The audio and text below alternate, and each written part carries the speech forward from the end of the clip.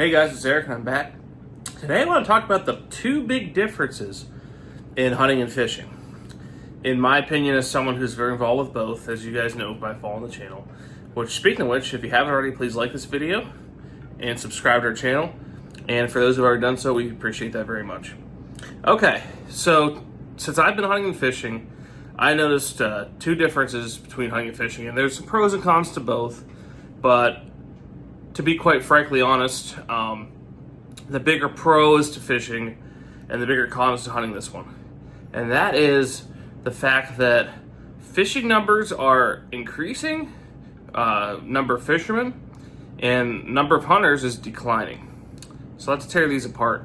So fishing, every year since I've been fishing, competitive bass fishing and just bass fishing, it's 2010, 2011, we've had more and more boats in the water. And it's not just my area, it's countrywide. There's so many tournaments, big lakes, there's 2 tournaments a weekend, every weekend. My area, there's a tournament every weekend. And on the river, lakes around me, there's a tournament every weekend. So it's definitely something that's been happening. The only bad thing about it is, the fishing pressure is tough. A lot of times you have to downsize your baits to get bites. You have to find stuff that people aren't throwing to keep getting bites. Now, there's exceptions to the rule, like the Senko.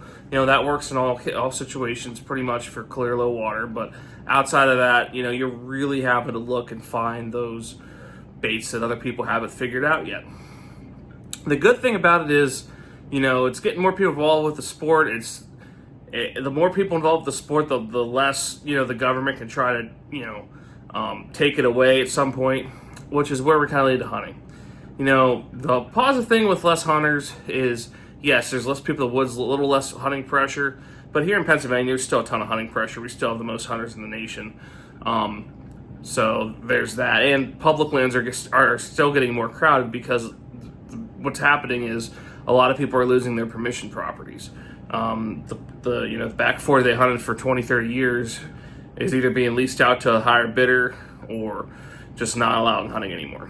So that's kind of what's happening there. And because of that, a lot of those hunters are not, willing to take on the challenge of public land and not really get into that.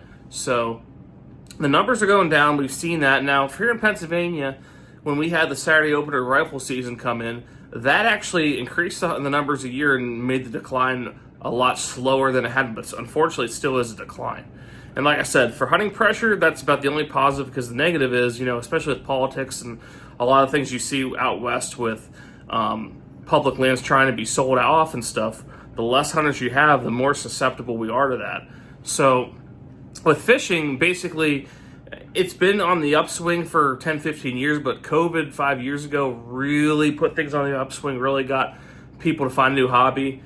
Hunting, the lack of land for people who aren't really willing to hunt public, is really killer. And some of the maybe less confident people in their abilities or whatever that hunt public land, they might give up on it after having lost their private properties because they're not seeing deer, just because of the difficulty of it. So, but those are my two big things that are the biggest differences right now in the hunting and fishing world.